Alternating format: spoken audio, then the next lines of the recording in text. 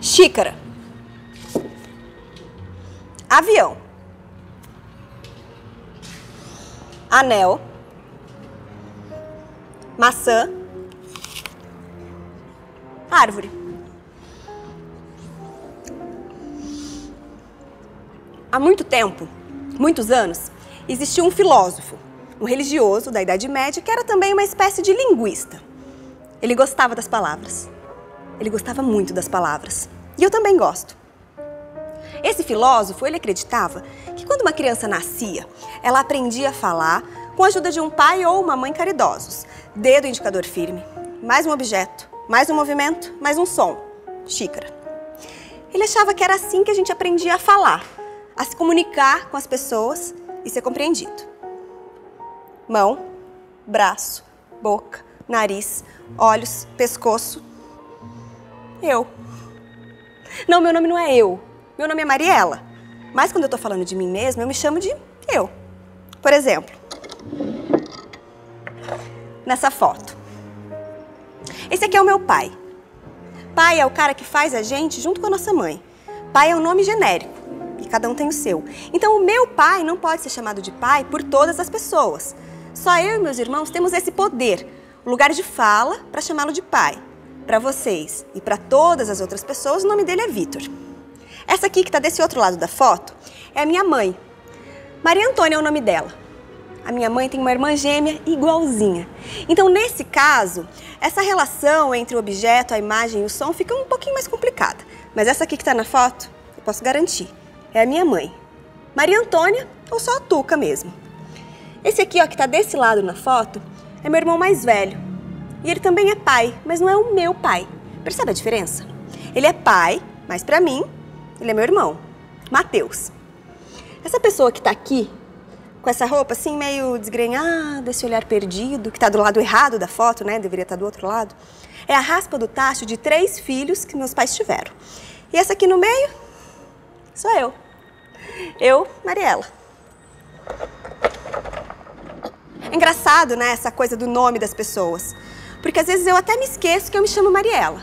Pensa só, quantas vezes por dia a gente usa a palavra eu? Eu acordei, eu tomei café, eu tô indo pro trabalho, eu quase nunca digo o meu nome. Mas as outras pessoas dizem o tempo todo. Mariela, você tá pronta? Mariela, vamos tomar sorvete? Mariela, qual a sua cor favorita? Mariela, como você imagina a sua morte? Eu me identifico também como Mariela a partir da fala das pessoas. Dessa convenção social que se manifesta na boca do outro. Enquanto que pra mim, eu sou somente eu. Então, é mais ou menos assim que se configura um nome, pela fala das outras pessoas. Eu acho que agora ficou um pouco mais fácil de entender a teoria desse filósofo, que diz que a gente aprende a se comunicar com as pessoas porque a gente aprende a dar nome pras coisas.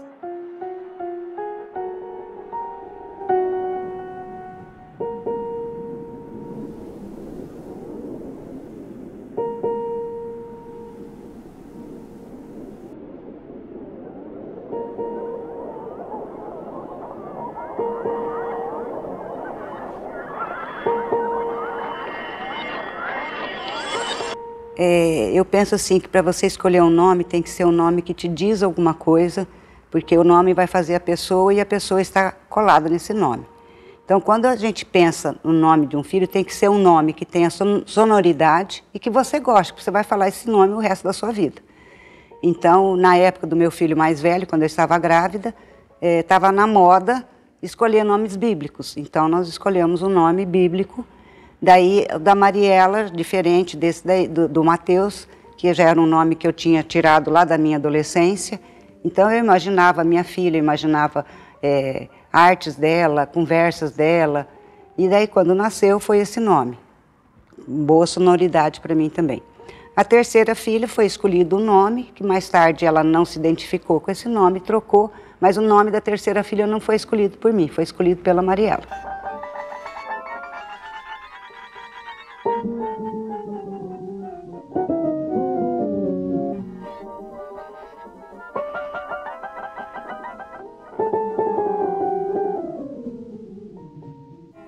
Olha, eu pego como exemplo para te responder isso daí, o meu próprio nome, né? O meu próprio caso. Meu nome é Maria Antônia, eu não gosto do nome Maria Antônia, eu prefiro ser chamada de Tuca, então quando as pessoas me conhecem, eu me apresento, sou Maria Antônia, mas pode me chamar de Tuca, porque eu me identifico mais, é um nome que me remete também da minha infância, um apelido de infância que foi diminuído, e eu acho que a pessoa tem que se identificar com o nome porque ela vai carregar ele para o resto da vida, né?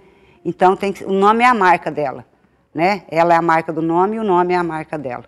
Então tem que se identificar, tem que gostar sim e aceitar.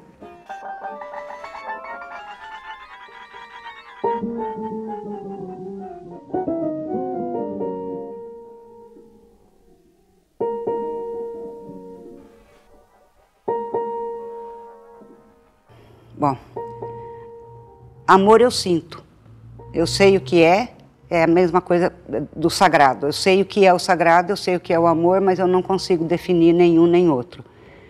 O amor é um sentimento, ele é contraditório, nem poetas, nem filósofos não conseguiram definir de uma forma que fosse assim universal, né, o conceito da palavra amor. O amor você sente, o amor você sente ou você não sente, e ele é contraditório. Porque você acaba indo para limites, né? De uma ponta a outra, como o sagrado também. Então, eu sei o que é, eu sinto, mas eu não sei definir.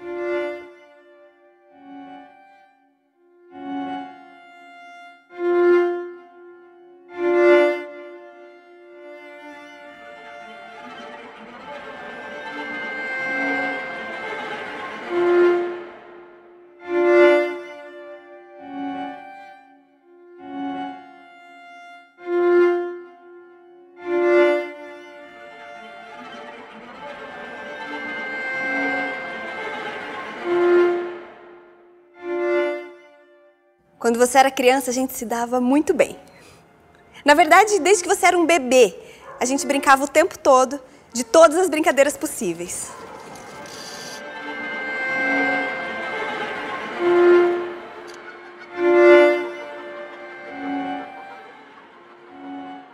Isso é uma bicicleta.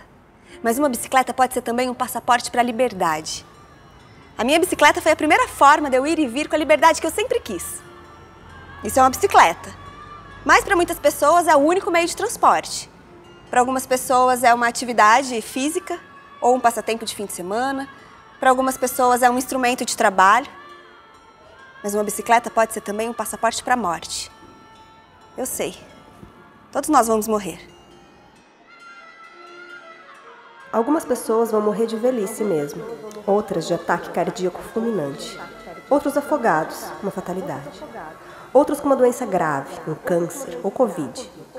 Outros pela fúria, pelas mãos de uma pessoa com arma de fogo, ou com uma lâmpada fluorescente que te arremessem na cabeça no meio da Avenida Paulista, ou com uma faca fincada na barriga por algum desconhecido.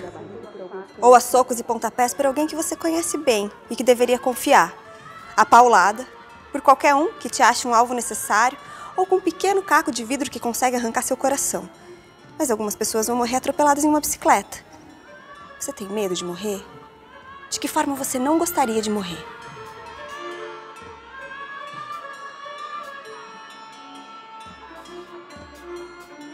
O fato é que fomos eu e você para o clube. Eu no comando, pedalando a bike, e você no cano.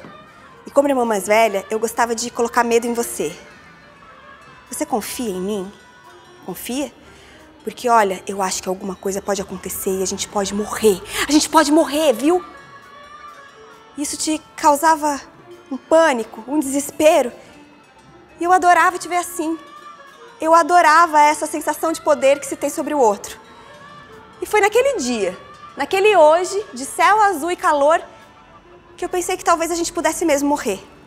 Eu pensei que eu podia mesmo ter te matado. A culpa foi minha. Eu estava no controle. E você gritava tanto e tão alto que eu nem me preocupei comigo mesma. Eu só queria saber se estava tudo bem com você. Seu chinelo enroscou na roda da bicicleta e eu perdi o controle. Eu não consegui. Foi mais forte que eu, a roda girou, a gente girou, eu não consegui segurar com força, não consegui te proteger e eu gritava, mesmo depois do acontecido. A gente vai morrer, a gente vai morrer!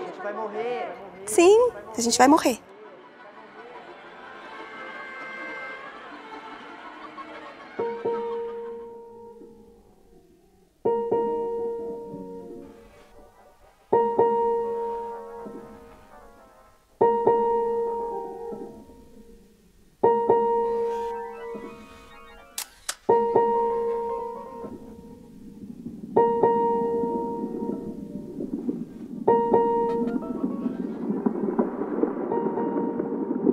Bom, nós nos conhecemos no 6º ano, nós estávamos estudando na mesma sala, nós logo fizemos amizades porque tínhamos os mesmos gostos, gostávamos muito de arte, de teatro. Tinha até uma aula de extracurricular de teatro que nós fazíamos também ali. E a Lua sempre foi uma pessoa assim, muito ativa no que ela acreditava, né? Então sempre quando surgia algum assunto em sala de aula, que ela discordava logo, colocava a sua opinião. Então ela, toda a aula, todo dia a gente ouvia um pouco a voz da Lua, né? Nós somos amigos assim de ir pra casa dela, ver filme, jogar videogame, né? Amigos de adolescência.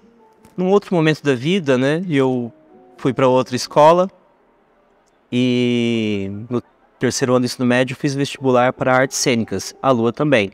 Passamos, fizemos a graduação. Chegando lá, era a única pessoa que eu conhecia, logo restabeleci o vínculo. De novo, né? A pessoa muito participativa, que sempre expressava muito a opinião dela sobre aquilo que ela acreditava. Se estava no meio de confusão, ela também estava ali, né? Nunca fugia de confusão nenhuma. Fizemos inúmeros trabalhos juntos, trabalhos medianos, bons, ótimos. Nosso estágio foi juntos, nosso estágio na escola. Primeira aula na escola que eu dei foi com a Lua. E foi assim, foi algo bem legal. Sempre rolou uma química bem bacana entre a gente. Terminamos a graduação também no mesmo ano. E na sequência eu querendo sair de casa e ela também morando no apartamento com um outro colega.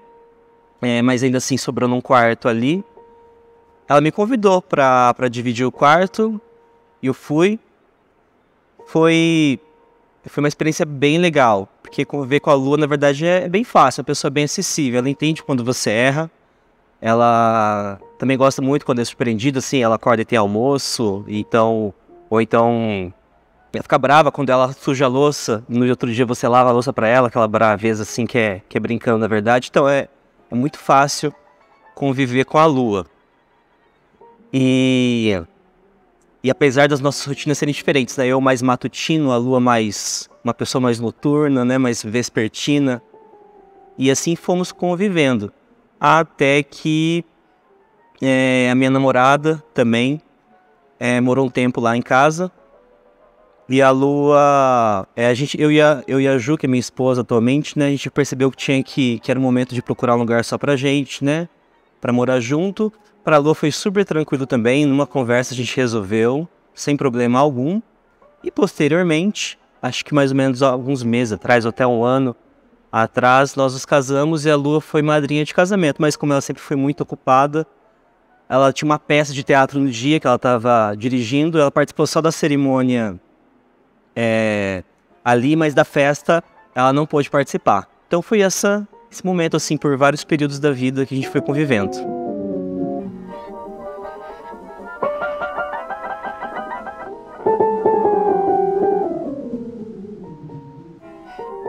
Tem uma história que me assustou, que é quando ela desmaiou. Primeiramente ela desmaiou na adolescência. Estávamos fazendo prova de matemática. E eu fazendo prova, de repente, um barulho assim de alguma coisa caindo no chão, era a Lua deitada. A professora ficou toda desesperada, foi lá auxiliar ela, todo mundo ficou muito surpreso. Mas outro dia descobrimos que estava tudo bem. E morando junto, um dia estava a Lua com uma outra colega dela, a Isabela. E eu estava no quarto com a minha namorada vendo filme. E a Isabela já é mais tímida, né? De repente eu escutei, Bruno, um Bruno assim meio fraco. Eu pausei o filme, será que estão me chamando? Aí achei que não era nada, coisa da minha cabeça, voltei a ver o filme, de repente, Bruno. Aí eu fui ver, era a Lua que tinha desmaiado na sala. Mas nesse chamar aí, até eu perceber que era alguma coisa, foi uns 40 segundos assim. Quando fui ver, a Lua tava como ela é muito elástica, né? Ela tava toda troncha, assim, na cadeira. Eu vi que ela tava toda, o pescoço todo, assim, bem preocupante. Eu peguei ela no colo, levei pro sofá e a gente conseguiu colocar ela deitada ali. Foi um grande susto. Momentos depois ela acordou e a gente se acalmou.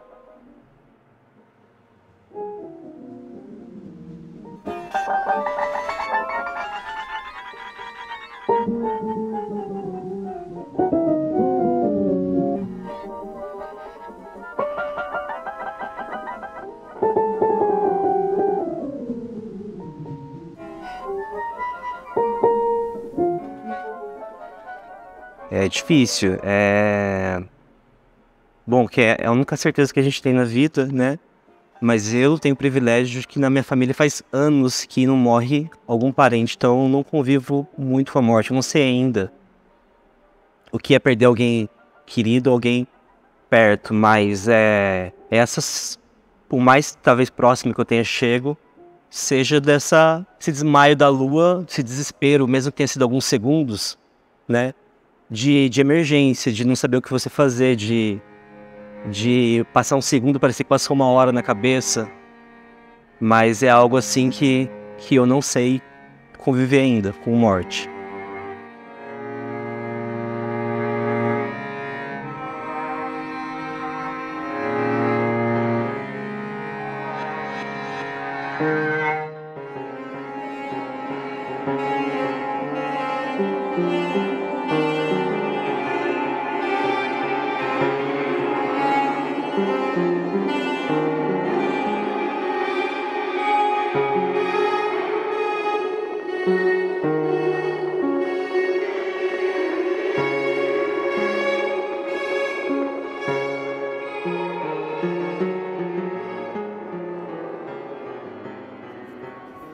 A ordem do discurso.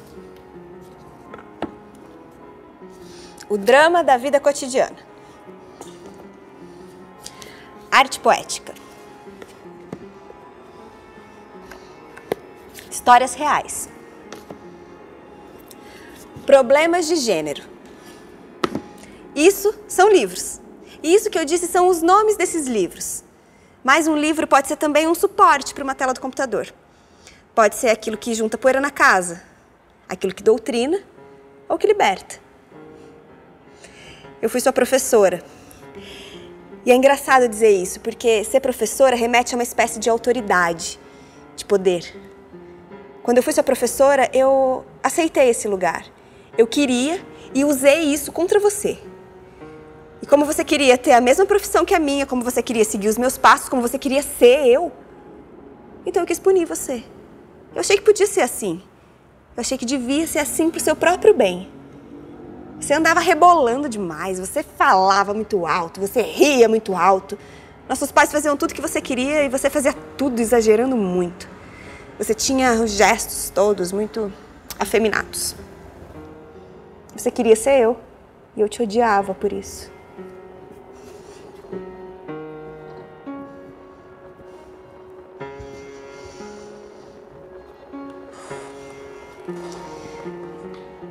Quando eu mudei de cidade, todo aquele ódio que eu tinha de você só aumentou. Mas ódio, você sabe, coisa de irmãos, né?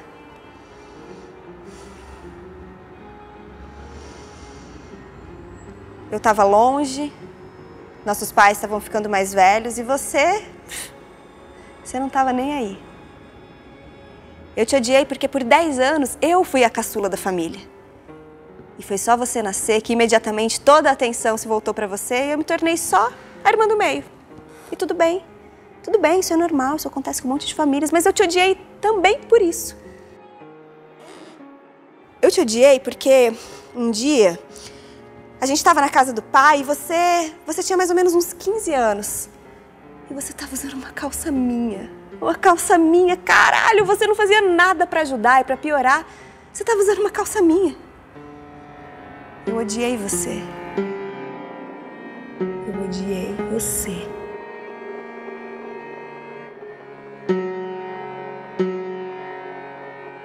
Foi no Dia dos Pais. E eu me lembro que eu já não gostava muito das roupas que eu tinha que usar. Mas eu não sabia exatamente o motivo.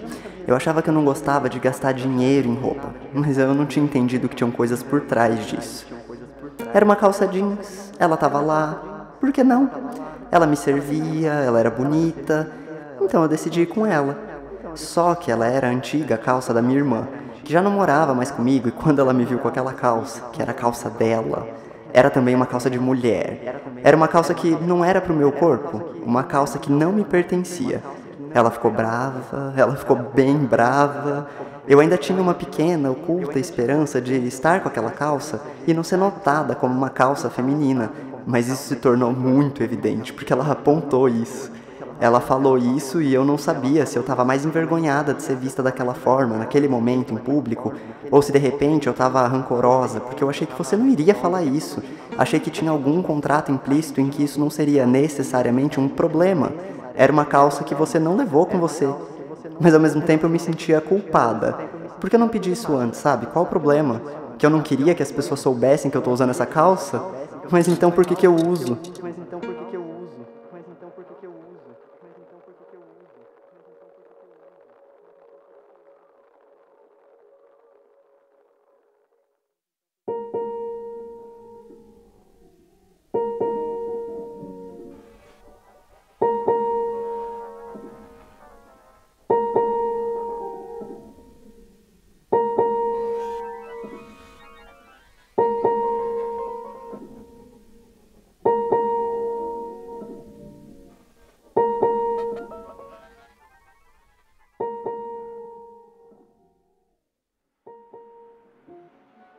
Eu acho que a primeira vez que eu vi a Lua foi quando eu ministrava aulas no curso de extensão do Teatro Universitário de Maringá, junto com a Mariela.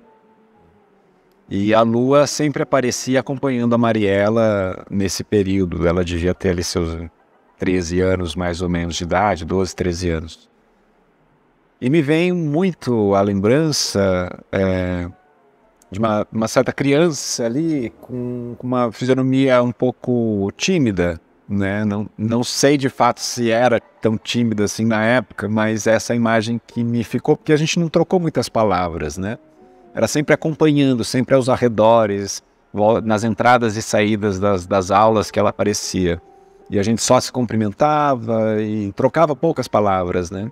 Então a imagem que eu tenho dessa criança com óculos grandes, os cabelos compridos também, mas de certa forma sempre olhando a gente por entre esses cabelos, assim, de uma certa forma tímida, introvertida, né? Depois eu tive alguns encontros, né, com a Lua no decorrer da vida, no decorrer do teatro, e essa imagem foi mudando.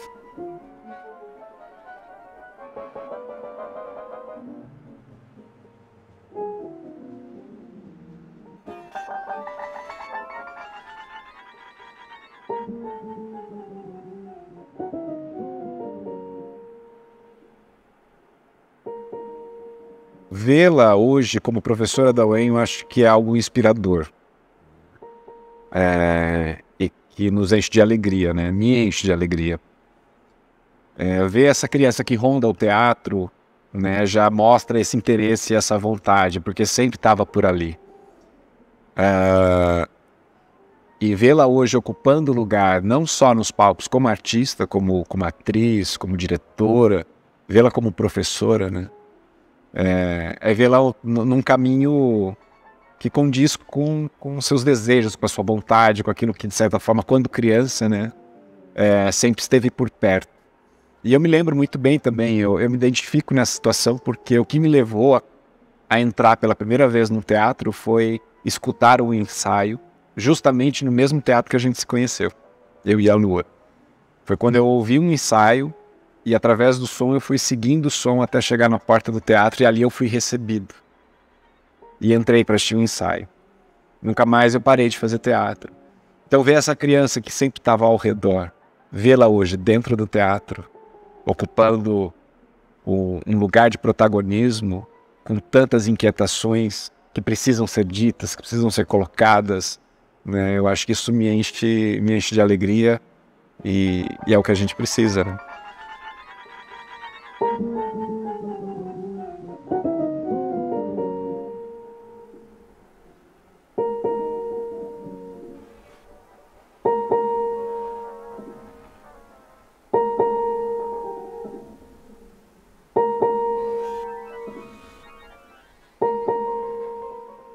Eu acho que, acima de tudo, é um lugar de realização, né? De realização não no sentido material da coisa, né? Mas eu acho que a arte ela oferece pra gente uma possibilidade de conexão consigo mesmo e com os outros, né? E nesse ponto ela oferece para a gente um espaço que nem sempre a gente encontra na sociedade, né? Ou nos lugares que a gente deveria encontrar. O palco ele acaba exercendo essa função de dar espaço, de dar lugar. E nele a gente pode performar, nele a gente pode se expressar, nele a gente pode assumir um protagonismo e uma posição que em certos momentos na vida ou em outros lugares a gente não consegue ter. E isso reflete, né? O palco é a vida, o teatro é a vida, né? Então...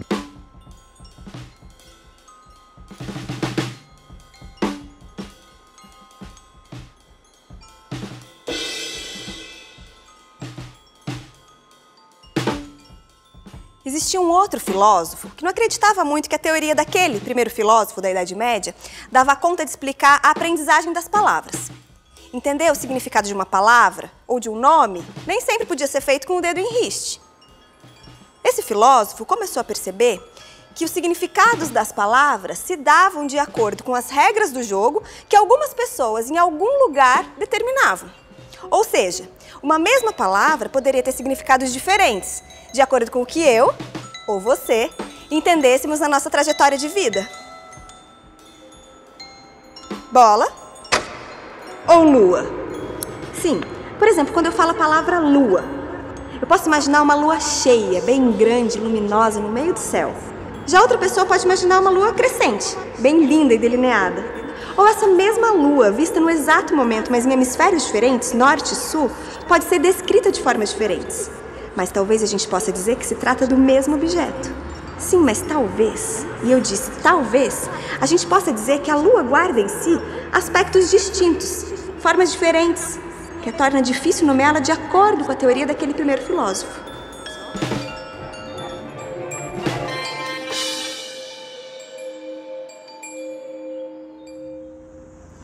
A lua pode ser um bocado de coisas. Às vezes a gente nem consegue enxergar a lua como a gente gostaria. Mas ela tá lá, inteira, plena, em qualquer uma das suas fases. A gente pode não ver, mas ela não deixa de ser a lua.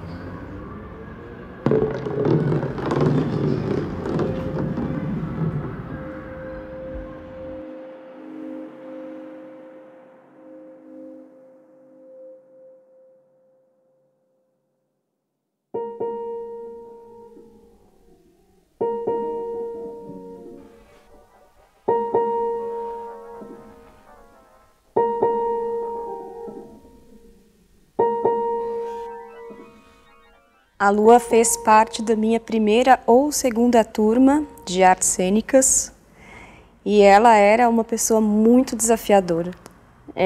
Eu a conheci antes da transição e nós costumamos dizer, eu e ela juntas, que ela não era uma pessoa, ela foi se tornando um ser humano ao longo do tempo.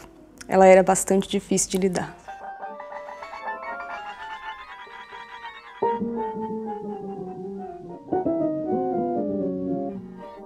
Sim, eu dava uma disciplina que era difícil para mim mesma.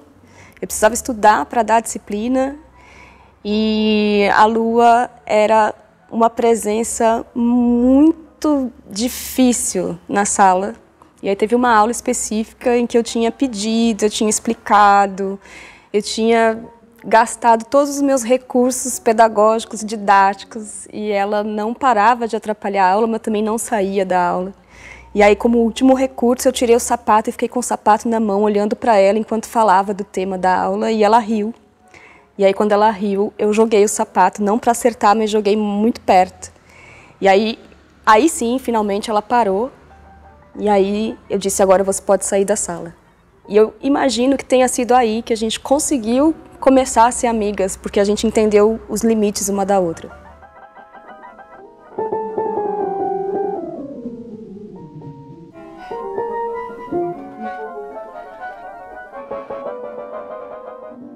Eu acho que dá para chamar de raiva, mas é também um encontro com o meu limite enquanto professora. Eu era bem mais jovem do que sou hoje, também era um dos primeiros trabalhos que era um meio trabalho da vida, que eu gostaria muito de realizar bem feito. Então tinha raiva, mas tinha muito uma frustração de encontrar com uma falta de recursos didáticos enquanto professoras. Não é possível que eu não consiga fazer isso de outra forma.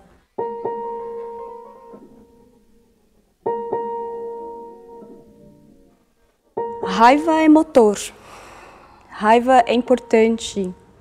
Organizar a raiva é talvez a ferramenta mais potente que a gente tem, no sentido de responder aquilo que fazem com a gente e que nos apaga, que nos diminui. Então, organizar a raiva é jeito de responder, é jeito de não morrer, é jeito de não calar.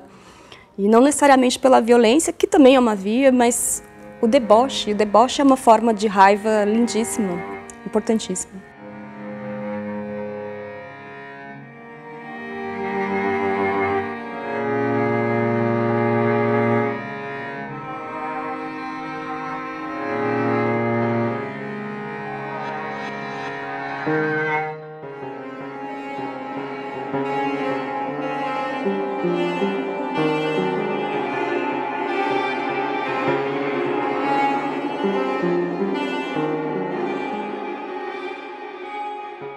Teve um tempo que a gente se afastou tanto que eu nem sabia mais quem você era.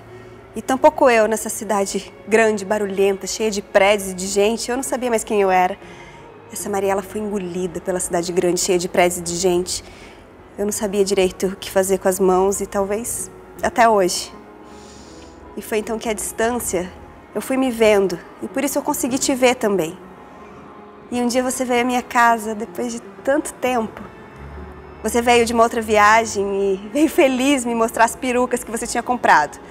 Uma preta, uma ruiva e uma cinza. E de presente você trouxe um batom vermelho sangria, um presente pra mim. E me mostrou com todo orgulho a sua coleção de maquiagem.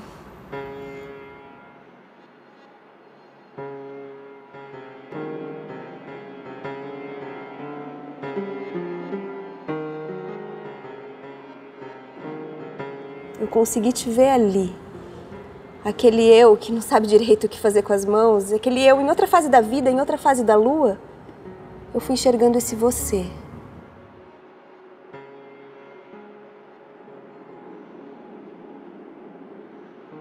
Um dia, um fim de ano, você ia sair com as suas amigas e eu te pedi uma carona. A gente estava naquela cidade, naquele lugar que te engole, que te faz ter medo de sair de casa todos os dias. Mas me diz, que lugar não te faria ter medo? A gente estava naquela cidade que hoje é muito mais sua do que minha. Você entrou no carro, eu coloquei uma música legal, você buscou a sua amiga e a gente estava a caminho do meu rolê. Nosso carro estava parado no semáforo. E quando você acelerou, eu achei que eu podia mesmo ter te matado. O seu chinelo enroscou na roda da bicicleta e eu perdi o controle. Foi mais forte que eu não consegui te segurar, eu não consegui te proteger. E você gritava, ainda mesmo depois do acontecido: a gente vai morrer! Você tem medo da morte ainda? Eu não te coloco mais medo. Eu não digo que a gente vai morrer no próximo momento, eu não digo isso. Mas quem te diz?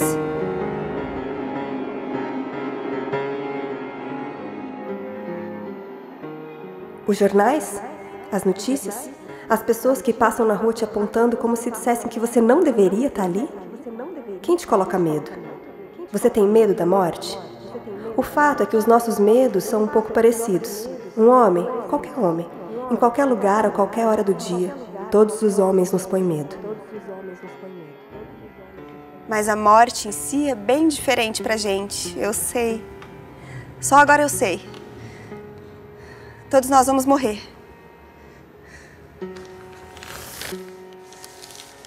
Algumas pessoas vão morrer de velhice mesmo, outras de ataque cardíaco fulminante, outros afogados, uma fatalidade, outros com uma doença grave, um câncer ou Covid, outros pela fúria, pelas mãos de uma pessoa com uma arma de fogo, ou com uma lâmpada fluorescente que te arremessem na cabeça no meio da Avenida Paulista, ou com uma faca fincada na barriga por algum desconhecido, ou a socos e pontapés por alguém que você conhece bem e que deveria confiar. A paulada por qualquer um que te ache um alvo necessário, ou com um pequeno caco de vidro que consegue arrancar o seu coração. Quando você acelerou, o outro carro também acelerou muito. E a gente girou, a gente rodou tanto que eu nem sabia o que estava acontecendo. Quando o carro finalmente parou, eu olhei para você no volante e o meu impulso, como aquele de quase 20 anos atrás, foi te abraçar. Estamos vivos? Sim, estamos vivas.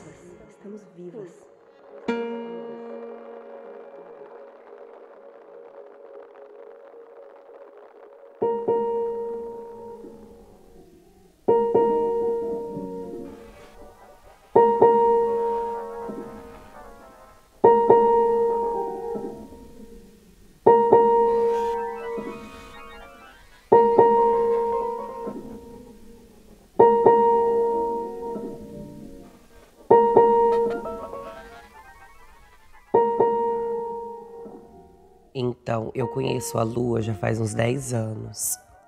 E quando a gente teve essa troca de aluna e professora, foi bem no começo, né? Na calorada, que ela deu aula... Ai, agora eu não lembro o nome da aula, mas ela deu uma aula trote. E foi a primeira vez que a gente teve o contato, depois de muito tempo, ficar distanciado de algumas coisas que aconteceram. Mas é uma relação muito legal, porque ela chega na sala de aula para dar aula e quando ela começa a falar, eu já sei toda a referência.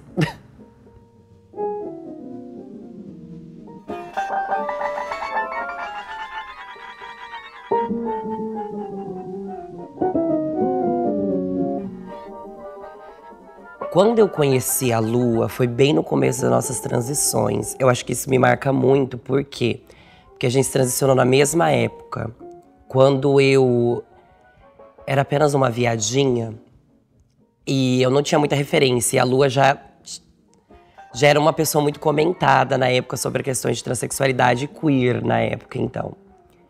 E aí eu lembro até hoje que no Facebook eu chamei ela para conversar sobre transexualidade, sobre travestilidade.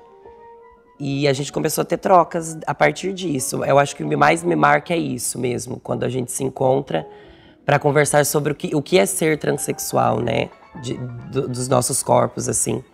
E é uma experiência que marca bastante. E depois, quando eu retomo, e eu sei que muito tempo depois, ela é minha professora, assim. Para mim é uma marca muito grande, porque a gente sabe que a gente tem muitas professoras travestis. E é muito importante também, depois de muito tempo, a gente se encontrar travestis, ela no lugar enquanto professora e eu enquanto aluna de Lua Lambert.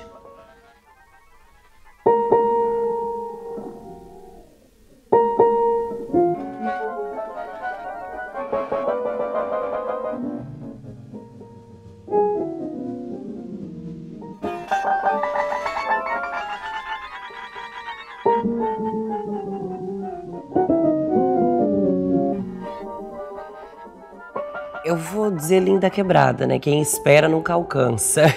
Eu não tenho muita esperança, eu acho que a gente tem mais fúria mesmo de alcançar aquilo que a gente teve. Eu acho que a gente tá aqui hoje não foi uma esperança, foi a fúria mesmo da nossa caminhada, que a gente sempre hackeou, tomou de assalto pra gente estar aqui hoje. Eu acho que esperança é uma coisa muito distante ainda das nossas corpas enquanto travestis, assim. Então eu acho que é mais fúria do que esperança.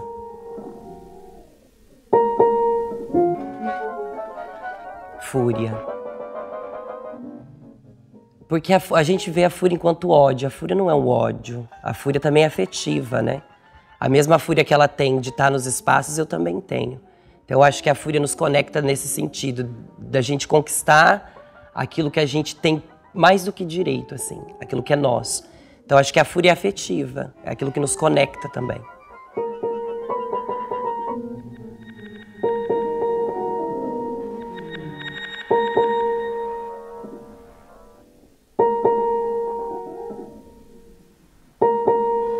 Por exemplo, nessa foto. Esse é o meu pai. Pai é um nome genérico e cada um tem o seu. Então, o meu pai não pode ser chamado de pai por todas as pessoas. Só eu e meus irmãos temos esse poder, o lugar de fala para chamá-lo de pai. Para vocês e para todas as outras pessoas, o nome dele é Vitor. Essa que está na outra foto, aqui do lado, é a minha mãe. A minha mãe tem uma irmã gêmea igualzinha, mas essa que está na foto é a minha mãe, Maria Antônia, ou só Tuca. Aqui nessa foto também tem o meu irmão mais velho, o Matheus. E aqui desse lado, com essa postura assim, meio torta, esse sorriso aberto demais, essa roupa engraçada, e tá no lugar certo, né? Tá na posição certa da foto e na vida. Essa é a raspa do tacho de 3 filhos que meus pais tiveram. Essa é minha irmã caçula, a Lua. Nós duas temos 10 anos de diferença de idade. E quando eu soube que você ia nascer, eu fiquei tão feliz, eu estava tão empolgada e tão feliz que você ia chegar, que eu fiquei imaginando todas as situações que a gente poderia viver juntas. Eu só não imaginei que eu poderia me decepcionar com cada uma delas. Eu não imaginei porque, de fato, eu queria muito ter uma irmã. Eu queria muito que você fosse minha irmã. E aí, como consolo, eu pude escolher o seu nome. Escolher seu nome era como um prêmio para mim.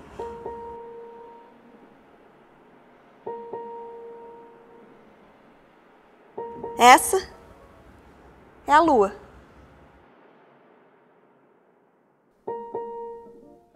Quando eu penso em Lua, eu penso em você e na coragem que você tem de quebrar todos os dias as expectativas das pessoas, inclusive as minhas. Quando eu penso em Lua, eu penso em você e no quanto você é mimada, porque sim, você é muito mimada. Quando eu falo a palavra Lua, eu fico mesmo pensando que a relação entre as coisas e os nomes é estranha. Um nome é só um nome, uma convenção, mas ao mesmo tempo, um nome é tudo que somos.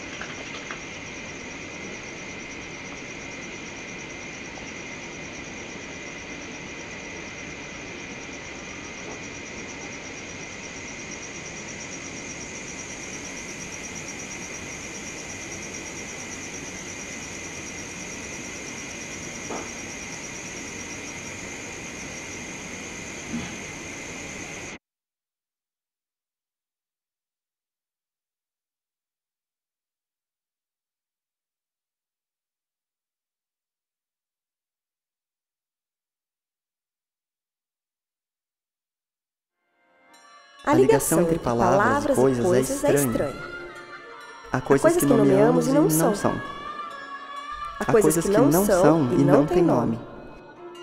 Existem coisas que são, mas não existem.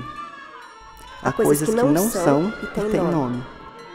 Há coisas que são, mas não têm o nome que é necessário. E há coisas que são e não receberam nomes.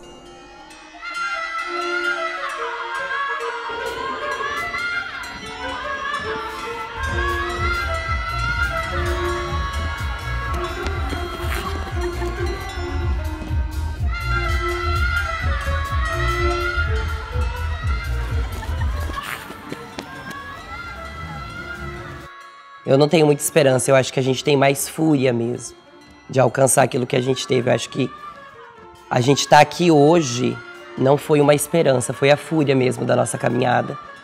Raiva é motor, raiva é importante.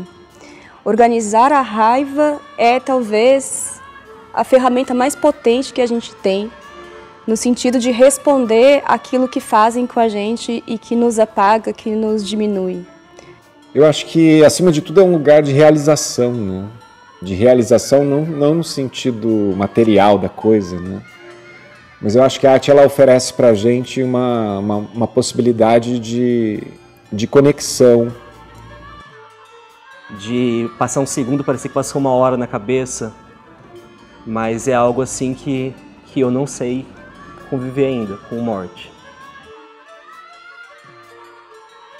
Amor eu sinto.